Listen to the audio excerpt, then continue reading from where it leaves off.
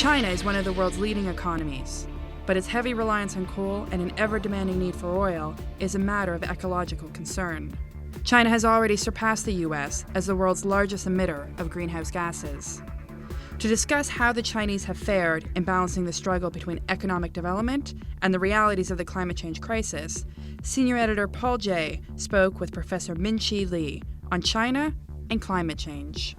Welcome back to the next part of our interview with Professor Minqi Li, where we're discussing winners and losers in the new China. Welcome, Minqi. Thank you. Let's talk today about climate change. I think for quite some time, development was everything, and the whole issue of the environment and pollution and all of that was seen sort of as a Western prejudice, and someday China could deal with it. But the issue of feeding people and industrialization was far more important. Is China really taking the climate change crisis seriously? And if so, what are they doing about it? Basically, since about 2002, 2003, there has been major change in the discourse of China's government. Instead of talking about just development, just growth, now you have more and more talk about this harmonious society, what they call scientific development, coordinated development, in terms of social, economic, and environmental aspects. The government has paid more lip service to environmental issues, including climate change, and there has also been some efforts to lower the energy consumption in relation to the growth of the economic output. So, for example, in China's current 11th five-year plan, there's a goal to lower the energy intensity of the economy by 20% from 2005 to 2010, although so far China has been failing to accomplish this objective. Now China basically has overtaken the US to become the largest emitter of the greenhouse gases. And China probably will also soon overtake the US to become the largest energy consumer. Despite all of this talk, China continues to consume the energy at a very rapid pace, and moreover, China depends on coal for about 70% of its overall energy demand. And so long as China's capital accumulation, industrialization continue to grow very rapidly, it's very difficult to hold down the energy consumption. What is the issue here? Does China not believe the climate change science? The UN international agencies involved in this, all the scientific organizations have all been saying that we're facing apocalyptic type consequences as a result of climate change crisis. And China certainly will be affected by this. Do they not believe it? Among the Chinese businesses, among the Chinese scholars, it's remarkable that climate skepticism is still to some degree pervasive.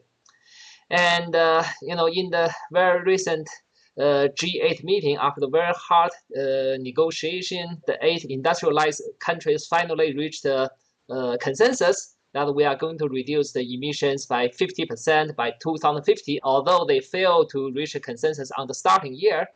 And then when the 8 industrialized countries meet with the so-called +5, the 5 major developing countries, then they even fail to mention the 50% deduction goal. So it's not just about whether the scientific evidence is clear. It's also about right now the elites of the various capitalist states, especially in the semi-periphery, and primarily respond to their own national capitalist objective.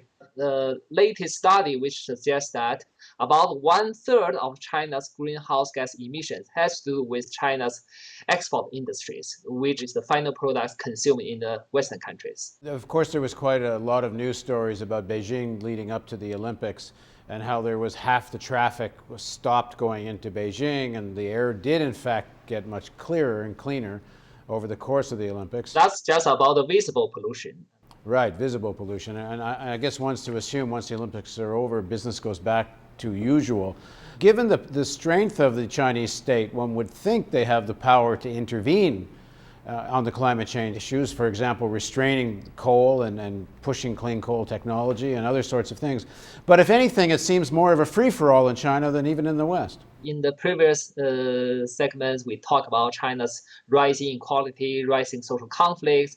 So China has been depending upon this economic growth to deliver some degree of social stability, to offset some of the negative effects of rising inequality.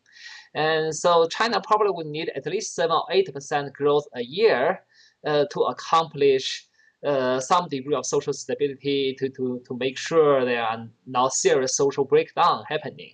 Right now, China typically would have more than 10% growth a year. And even if you just have 7 or 8% growth a year, then how much do you need to accomplish efficiency improvement without hurting the growth?